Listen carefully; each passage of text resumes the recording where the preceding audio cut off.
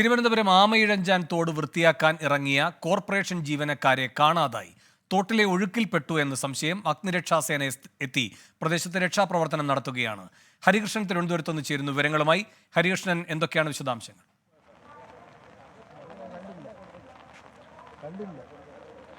വേണു, ഇന്ന് രാവിലെയാണ് ഇത്തരത്തിൽ ഈ റെയിൽവേയുടെ നിർദ്ദേശാനുസരണം ഈ കോർപ്പറേഷൻ ജീവനക്കാരനായിട്ടുള്ള മാരായമുട്ടം സ്വദേശി ജോയ് ഇവിടേക്ക് ഈ ആമയിഴഞ്ചാൻ തോട് വൃത്തിയാക്കാനായി ഇറങ്ങിയത്. ഈ ശക്തമായ മഴയാണ് തിരുവനന്തപുരം നഗരത്തിൽ രാവിലെ മുതൽ ഉണ്ടായിരുന്നത്. ഈ മഴയുടെ ശക്തി കാരണം തോട്ടിൽ ഒഴുക്കുണ്ടായിരുന്നു എന്നുള്ളതാണ്. നമുക്കിപ്പോൾ ദൃശ്യങ്ങളിൽ കാണാൻ കഴിയും. ഈ അഗ്നിരക്ഷാസേന എത്തി ഇയാളെ പുറത്തെടുക്കാനുള്ള ശ്രമം തുടങ്ങിക്കഴിഞ്ഞിരിക്കുന്നു എന്നുള്ളതാണ്. ഈ മാലിന്യ കൂമ്പാരത്തിനടിയിൽ ഇയാൾ പെട്ടു എന്നുള്ളതാണ് ഏറ്റവും പ്രധാനപ്പെട്ട കാര്യം. 4 തൊഴിലാളികളാണ് ഇവിടെ രാവിലെ ഉണ്ടായിരുന്നത്. വൃത്തിയാക്കാനായി ഇങ്ങോട്ട് ഈ തോട്ടിലേക്ക് ഇറങ്ങിയത്. ഇതിൽ ഒരാൾ ഒഴുക്കിൽപ്പെട്ടു എന്നാണ് മനസ്സിലാക്കാൻ സാധിക്കുന്നത്. ഇതിൻ്റെ അടിയിൽ ഇയാൾ പെട്ടു എന്ന് ആണ് ഇപ്പോൾ നമുക്ക് മനസ്സിലാക്കാൻ സാധിക്കുന്നത്. ഏതായാലും അഗ്നിരക്ഷാസേന ഊർജിതമായ ശ്രമം നടത്തുകയാണ് അദ്ദേഹത്തെ തിരിച്ചെടുക്കുന്നതിന് വേണ്ടിയിട്ട്. ഈ കോർപ്പറേഷൻ്റെ ജീവനക്കാരനല്ല, ഈ റെയിൽവേയുടെ നിർദ്ദേശാനുസരണം ഈ ആമയിഴഞ്ചാൻ തോട് വൃത്തിയാക്കാനായി ഇറങ്ങിയ ആളാണ് എന്നുള്ളതാണ്. രാവിലെ മുതൽ ശക്തമായ മഴയാണ് തിരുവനന്തപുരം നഗരത്തിലും മറ്റും പെയ്തുകൊണ്ടിരിക്കുന്നത്. അത്യാവശ്യം നല്ല ഒഴുക്കുമുണ്ട് ഇവിടെ. ഇപ്പോൾ നമുക്ക് ദൃശ്യങ്ങളിൽ കാണാൻ കഴിയും. ഈ ആമയിഴഞ്ചാൻ തോടിൻ്റെ 2 വശങ്ങളിലും ഈ മാലിന്യ കൂമ്പാരം വന്നടിഞ്ഞിരിക്കുന്ന ഒരു സാഹചര്യമാണ്. ഇത് വൃത്തിയാക്കാൻ വേണ്ടിയിട്ടാണ് ഇയാൾ ഇങ്ങോട്ടേക്ക് എത്തിയത് എന്നുള്ളതാണ് നമുക്ക് മനസ്സിലാക്കാൻ സാധിക്കുന്ന ഏറ്റവും പ്രധാനപ്പെട്ട ഒരു വിവരം എന്ന് പറയുന്നത്.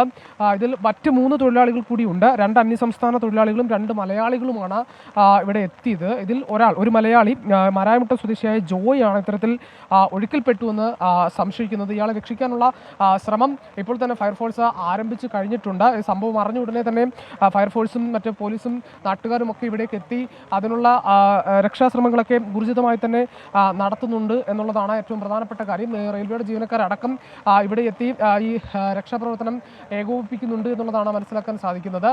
ഏതായാലും ശക്തമായ തോട്ടിലെ ഒഴുക്കിലാണ് ഇത്തരത്തിൽ ഒരാൾ പെട്ടു എന്ന് മനസ്സിലാക്കാൻ സാധിക്കുന്നത്. ഈ മാലിന്യ കൂമ്പാരത്തിന് അടിയിൽ ഇയാൾ കുടുങ്ങിക്കിടക്കുന്നു എന്നുള്ളതാണ് ഈ ഫയർഫോഴ്സിൻ്റെയും ഇവിടെയുള്ള മറ്റുള്ളവരുടെയും പ്രധാനപ്പെട്ട ഒരു സംശയം എന്ന് പറയുന്നത്. മറ്റ് തൊഴിലാളികൾ നേരത്തെ തന്നെ രാവിലെ തന്നെ ഇയാളെ കണ്ടിരുന്നു. ഈ ശക്തമായ മഴ പെയ്ത സാഹചര്യത്തിൽ തന്നെ ഇയാളോട് ഇത്തരത്തിൽ തോട്ടിൽ നിന്ന് കയറാൻ ഇവർ ആവശ്യപ്പെട്ടെങ്കിലും ഇയാളത് കൂട്ടാക്കിയില്ല എന്നാണ് മനസ്സിലാക്കാൻ സാധിക്കുന്നത്. അങ്ങനെ വൃത്തിയാക്കാനായി ഇറങ്ങിയ സമയത്ത് പെട്ടെന്ന് ഒഴുക്കുള്ള വെള്ളം വന്നു. ഒഴുക്കുള്ള വെള്ളത്തിൽ ഇയാൾക്ക് പിടിച്ചു നിൽക്കാനായില്ല. ഇതിനടിയിലേക്ക് ഈ മാലിന്യകൂമ്പാരത്തിന് അടിയിലേക്ക് പോയിരുന്നു എന്നുള്ളതാണ്. ഇത് നമുക്ക് ഈ റെയിൽവേ സ്റ്റേഷൻ്റെ തൊട്ടടുത്താണ്. തിരുവനന്തപുരം തമ്പാനൂർ റെയിൽവേ സ്റ്റേഷൻ്റെ തൊട്ടടുത്താണ്. ഈ തമ്പാനൂർ റെയിൽവേ സ്റ്റേഷൻ്റെ ഈ പ്ലാറ്റ്ഫോമിൻ്റെ അടിയിലേക്ക്, അതായത് ഈ പ്ലാറ്റ്ഫോമിൻ്റെ അടിയിൽ കുടുങ്ങിക്കിടപ്പുണ്ട്. ഈ മാലിന്യകൂമ്പാരത്തിനിടയിൽ കുടുങ്ങിക്കിടക്കുന്നു എന്നുള്ളതാണ് പ്രധാനപ്പെട്ട സംശയം. ഏതായാലും ഫയർഫോഴ്സിൻ്റെ 4 അംഗങ്ങൾ ഇവിടേക്ക് ഇതിനകത്തേക്ക് തോട്ടിലേക്ക് ഇറങ്ങി അയാളെ ഈ മാലിന്യം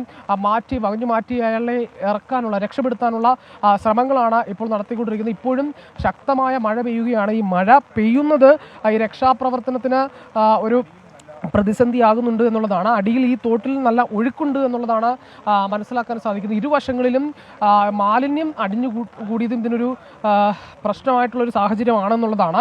ഏതായാലും ഇത്തരത്തിൽ രാവിലെയാണ് ഇത്തരത്തിലൊരു സംഭവം ഉണ്ടാകുന്നത് എന്നുള്ളതാണ്. റെയിൽവേയുടെ നിർദ്ദേശാനുസരണ പ്രകാരമാണ് അയാൾ ഇങ്ങോട്ടേക്ക് എത്തിയതും ഈ തരത്തിൽ വൃത്തിയാക്കാൻ, അതായത് ഈ തോട് വൃത്തിയാക്കുന്നതിന് വേണ്ടിയിട്ട് ഇറങ്ങുന്നത്. ഈ മഴയ്ക്ക് മുന്നേ വൃത്തിയാക്കേണ്ടതായിരുന്നു. മഴക്കാലപൂർവ്വ ശുചീകരണവുമായി ബന്ധപ്പെട്ട് കോർപ്പറേഷൻ നേരത്തെ തന്നെ ഇതുമായി ബന്ധപ്പെട്ട ഏറെ വിവാദങ്ങളിലൊക്കെ പെട്ടിരുന്നതാണ്. അത് നേരത്തെ തന്നെ വൃത്തിയാക്കേണ്ടതായിരുന്നു. പക്ഷേ ഈ 2 ദിവസങ്ങളിലായി ഈ പനി പടരുന്നതും മറ്റു കാര്യങ്ങളും കൊണ്ടൊക്കെ എത്രയും വേഗം ഇത് വൃത്തിയാക്കണമെന്ന് ആവശ്യപ്പെട്ടിരുന്നു. അതിൻ്റെ അടിസ്ഥാനത്തിലാണ് ഈ റെയിൽവേ ഉൾപ്പെടെയുള്ളവർ ഇത്തരത്തിലൊരു വൃത്തിയാക്കാനുള്ള ശ്രമം നടത്തിയത്.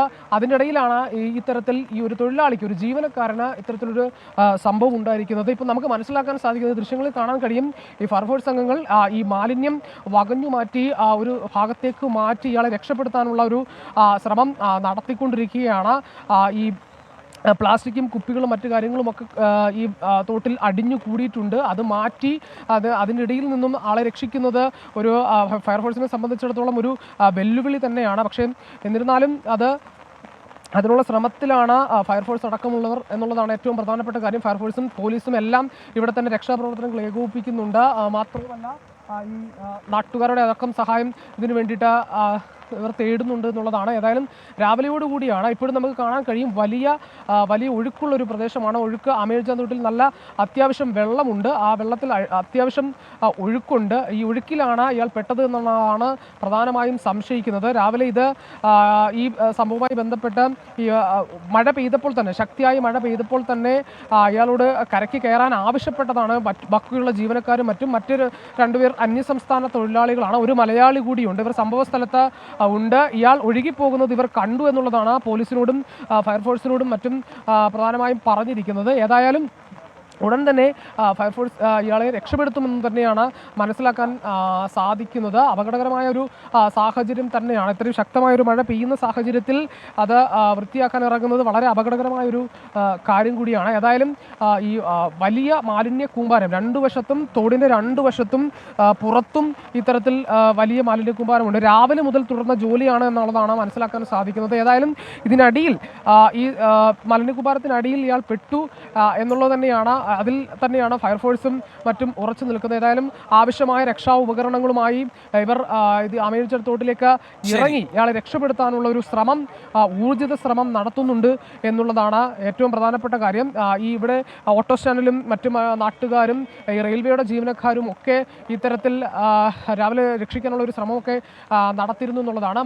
മറ്റു തൊഴിലാളികൾ ഇയാളുടെ കൂടെ ജോലി ചെയ്തിരുന്ന മറ്റു തൊഴിലാളികൾ ഇയാളെ കണ്ടിരുന്നു. ഇയാൾ ഒഴുകിപ്പോകുന്നത് കണ്ടു എന്നുള്ളതാണ് പോലീസിനോട് ഇപ്പോൾ പറഞ്ഞിരിക്കുന്ന പ്രധാനപ്പെട്ട വിവരം. ഏതായാലും ഹരികൃഷ്ണനാണ് തിരുവനന്തപുരത്ത് നിന്ന് വിവരങ്ങൾ നൽകുന്നത്.